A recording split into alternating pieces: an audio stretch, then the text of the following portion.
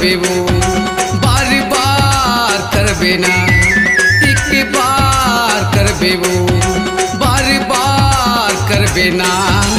रानी मोर mobile number माँ miss call करबे वो, रानी मोर मोबाइल नंबर माँ मिस कॉल करबे वो।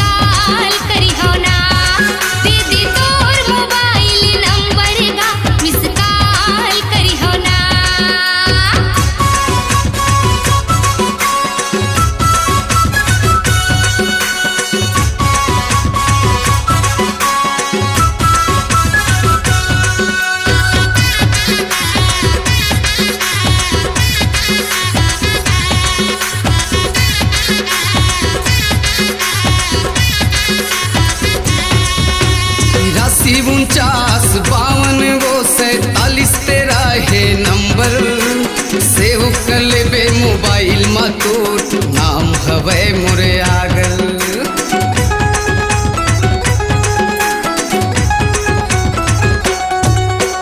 जब ले देखूं तोला वो रानी पाए के हवे आशा, जिंदगी भर तोर साथ निभाऊं कर ले मोर भरोसा, जिंदगी भर तोर साथ निभाऊं कर ले मोर भरोसा। एक बार करबे वो बार बार करबे ना, एक बार करबे वो बार बार करबे ना।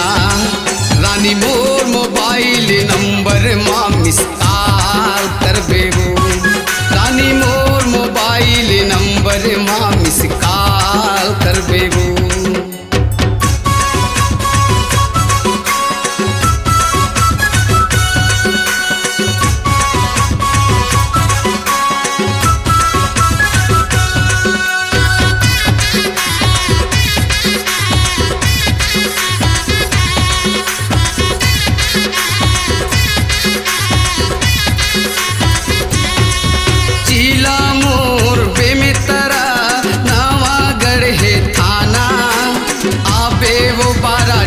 बाजार में गाए हम गाना,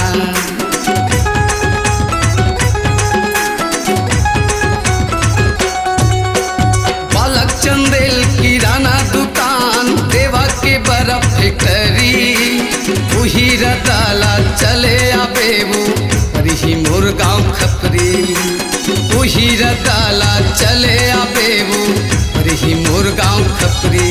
एक बार करबे वो बार बार करबे ना, एक बार करबे वो बार बार करबे ना। रानी मोर मोबाइल नंबर माँ मिस कॉल करबे वो, रानी मोर मोबाइल नंबर माँ मिस कॉल करबे वो।